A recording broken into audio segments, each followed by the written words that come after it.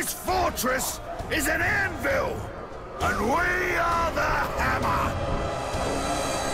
We only await your command, my lord. Only one fort left to take, boys.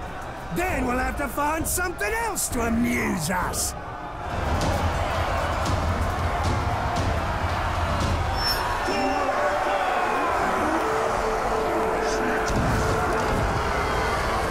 When it comes to Shadow of War and Shadow of Mordor before it, there have been a good number of controversies surrounding the series. When it came to Shadow of Mordor, it was the paid reviews, where if you wanted to get a review copy of the game, you had to agree to certain conditions, which included speaking positively about the game. So it was a way for Warner Brothers to ensure that they were going to get positive coverage for the game. On top of that, you had the Content ID situation with Shadow of Mordor, where people can do YouTube videos without getting Content ID matches on the in-game music or in-game cinematics. And this wasn't just from some third-party company that had the rights to the music. No, this was actually from the publisher. So that was the problem with Shadow of Mordor. Big controversy there with the paid reviews. The game was pretty good on its own. You know, I think it did something interesting with the Nemesis system. But that's Shadow of Mordor. Shadow of War, obviously the biggest controversy here, though it's not only one, but the biggest controversy is with the loot box system. People are not happy to have a loot box system in what is mainly a single player game. A single player game that tries to have a multiplayer mode the same way the Phantom Pain had the multiplayer mode with outposts. In this case, you have the siege battle system, where you can engage in multiplayer siege battles in Shadow of War. Here's what I think on this entire situation. We've had loot box systems, you know, some good, some bad in games before, or games that are going to shortly come out. To give a big example, Overwatch, biggest game to really use a loot box system where it's purely cosmetic. It doesn't affect the gameplay. The items you get don't affect the gameplay in any way.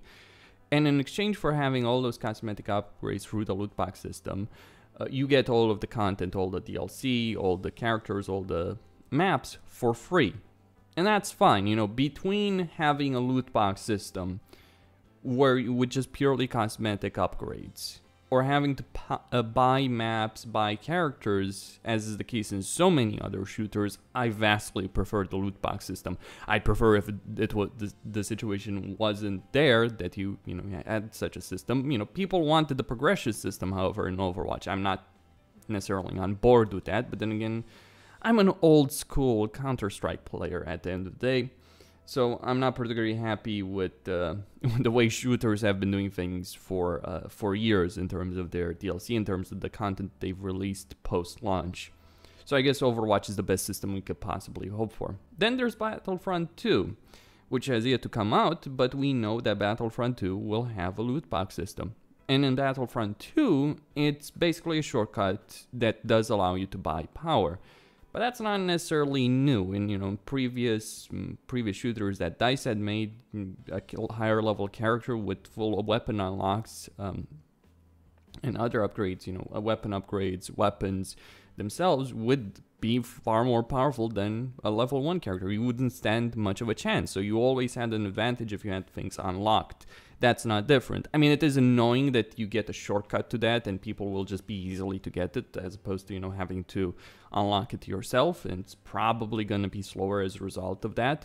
But in exchange, we do get free DLC for a game. Pretty much the vast majority of the DLC that matters, maps, characters, at least to my understanding, will be free in exchange for the game having the loot box system.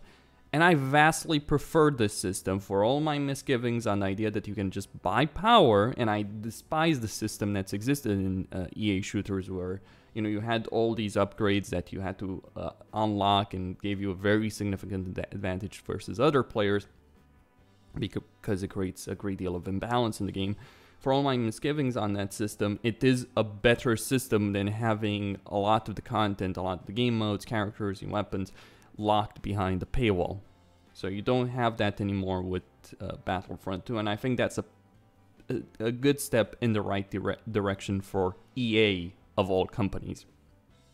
So a loot box system, you know, there are misgivings, there can be issues, but the idea, right, at the core should be you make it less grindy for people that are willing to pay money.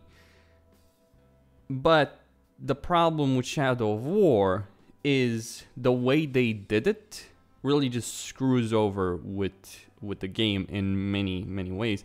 And also you have a loot box system and you give people content for free in exchange for having that systems. That's what Overwatch does, that's what Battlefront 2 will do, that's what Mass Effect 3, Mass Effect Andromeda did, other games do, right? You get content for free. In Shadow of War, you have a loot box system in a single player game that still has an expansion pass. So we have the loot box system with all the negative implications and very little of the positives, with the exception of being able to remove the grinding in the game. But though that's not necessarily a good thing, I should be pointed out. There's still going to be quite a lot of grind you will have to go through the game if you aren't really fully completed. It just removes a portion of the grind in the game. Though that's not necessarily a positive thing, what they ended up doing with the loot box system. But the fact that we have this in a single player game as opposed to a multiplayer mode, just purely multiplayer mode, you know, if it was just limited to the multiplayer, that might be fine. If we got the DLC for free, it might be better. It might end up being better, but we still have to pay for this DLC. We still have an expansion pass for the game. So that's infuriating.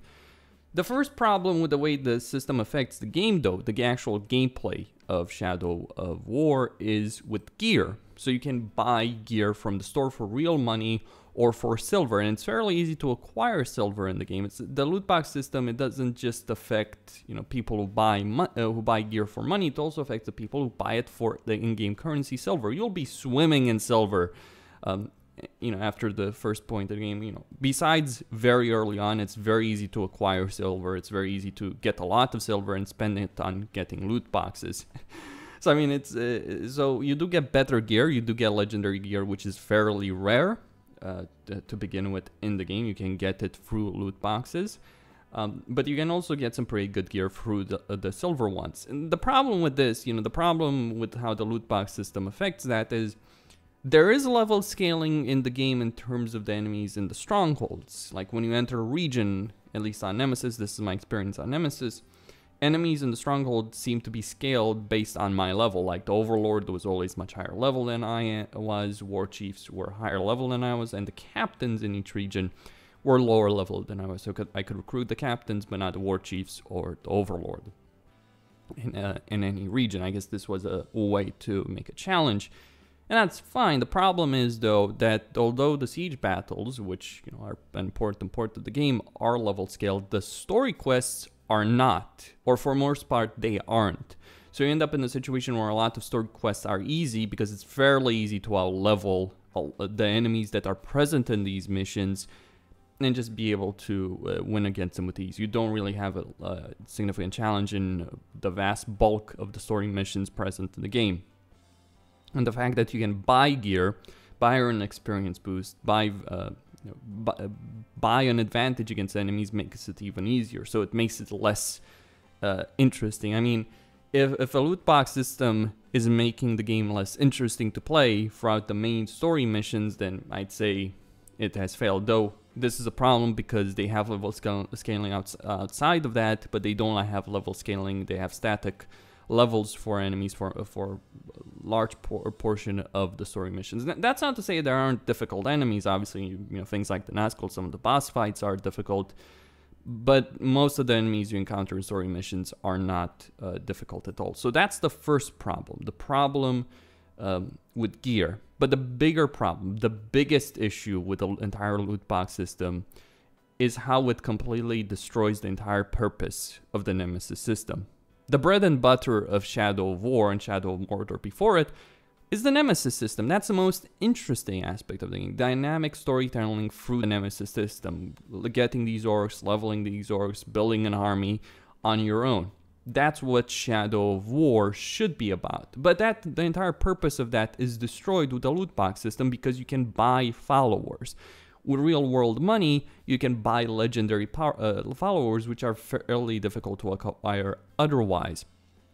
And you can keep these followers leveled up throughout the course of the game using the pit fight system, which you get access to the pit fights if you conquer a fortress.